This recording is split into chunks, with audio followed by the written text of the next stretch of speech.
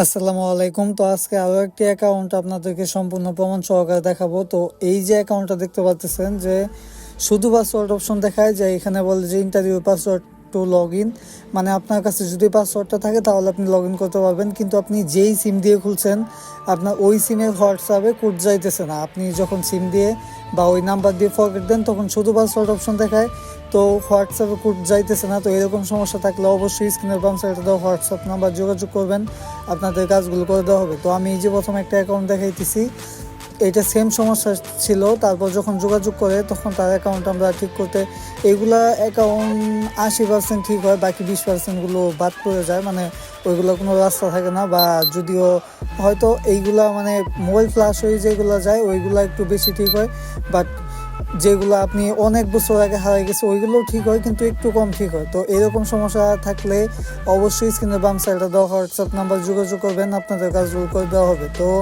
এই ছিল আপনাদের ভিডিও। আর আপনারা জানেন যে আমি সব ভিডিওতে প্রমাণ দেখাই দিই যে কোন সমস্যা ছিল আর এটা ঠিক করা হয়েছে কিনা।